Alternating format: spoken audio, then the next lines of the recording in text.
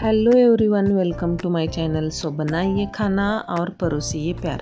माझ्या चॅनलवर नवीन असाल तर नक्की सबस्क्राईब करायला विसरू नका। बेल आयकॉन प्रेस करा माझ्या नवीन व्हिडिओच्या नोटिफिकेशनसाठी। तर आज आपण इथं बघणार आहोत राजमा। इथं राजमा मी 1 वाटी घेतलेला आहे। तो स्वच्छ धुवून त्याच्यातले खडे वगैरे काढून स्वच्छ धुवून तो रात्रभर पाण्यामध्ये भिजवत ठेवला।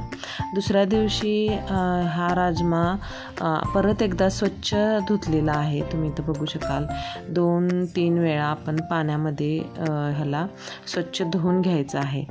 3 कांदे मी इथं घेतलेले आहेत बारीक चिरून, आणि मी डायरेक्ट ह्याला शिजवणार आहे, त्यामुळे कुकरमध्ये अर्धा पळी तेल, 1 तमालपत्र, 1 वेलची, 1 तुकडा दालचिनीचा आणि जिरे आणि 2 ते 3 लवंगा टाकून ह्याच्यामध्ये कांदा आपण परतून घेणार आहोत। कांदा व्यवस्थित परतायचा आहे। कांद्याचं प्रमाण जास्त ठेवायचं आहे।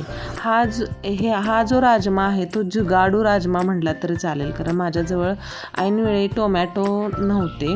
टोमॅटो संपले असल्यामुळं काहीतरी करून हा राजमा मला करायचा होता, कारण डब्याला द्यायचा होता। त्यामुळं मी काय जुगाड लावलं ते बघा। माझ्याकडे गरम मसाला होता, तो गरम मसाल्याचा 1 चमचा ह्याच्यामध्ये ॲड केला।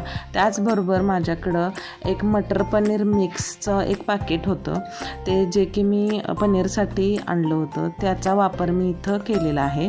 आणि हे पाकिट जे आहे त्यातली जे मसाला आहे तो वाटीमध्ये घ्यायचा आहे, त्याच्यामध्ये पाणी मिक्स करायचं आहे, आणि ते पाणी तो जो पेस्ट आपण बनलेली आहे ती पेस्ट आपण ह्या फ्राय केलेल्या कांद्यामध्ये घालायची आहे। तर बघू शकाल गुठळ्या होऊ द्यायचं नाही, पूर्ण मिश्रण एकजीव करूनच आपण ह्याच्यामध्ये टाकतोय। तुम्ही बघू शकाल अगदी व्यवस्थित ह्याला परतून घ्यायचं आहे, आणि चांगलं तेलामध्ये तेल सुटेपर्यंत असं आपण भाजून घेणार आहोत। तुम्ही इथं बघू शकाल की व्यवस्थित इथं हा जो मसाला आहे तो तेलामध्ये आपण परतून घेत आहोत।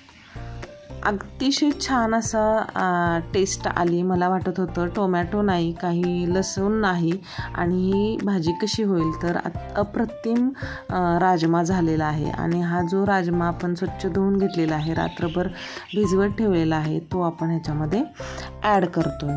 ॲड केल्यानंतर आपण ह्याला थोडंसं तेलामध्ये व्यवस्थित परतून घ्यायचं आहे, जेणेकरून त्याचा जो एक कडवटपणा किंवा थोडासा कडूपणा जो असतो तो तेलामध्ये थोडासा भाजल्यानंतर निघून जाईल। आपण इथं व्यवस्थित परतून घेतल्यानंतर आपण ह्याच्यामध्ये ॲड करणार आहोत 1 ते 2 वाटी पाणी। इथं मी 2 वाट्या पाणी ॲड केलेलं आहे। इथे आपण हे राजमा जो आहे तो शिजवून घेणार आहोत। 2 ते 4 किंवा 5 ते 6 शिट्ट्याही इथं लागतात, अशी 2 बाऊल मी पाणी टाकलेलं आहे। आणि तुम्ही बघाल हिला उकळी पण येत आहे। ह्याला आता ह्याच्यामध्ये आपण चवीनुसार मीठ ॲड करणार आहोत, आणि मीठ 2 चमचे, छोटे 2 चमचे मी इथं टाकलेलं आहे। व्यवस्थित परतून घेऊन आपण झाकण लावून ह्याला जवळजवळ मी 7 ते 8 शिट्ट्या दिलेल्या आहेत, कारण का राजमा शिजायला उशीर लागतो। त्यामुळे एकदा परत उघडून तुम्ही शिजलाय का नाही बघून परतसुद्धा शिट्ट्या देऊ शकताय। तर इथे आपला राजमा पूर्णपणे तयार झालेला आहे। 7 ते 8 शिट्ट्यांमध्ये आपला हा राजमा शिजून तयार झालेला आहे. तुम्ही नक्की ट्राय करा. अतिशय छान आणि जुगाडू राजमा तुम्हाला नक्की आवडेल.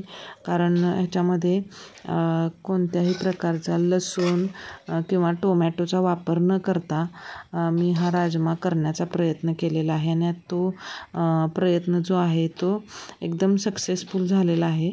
आणि तुम्हीही नक्की ट्राय करा.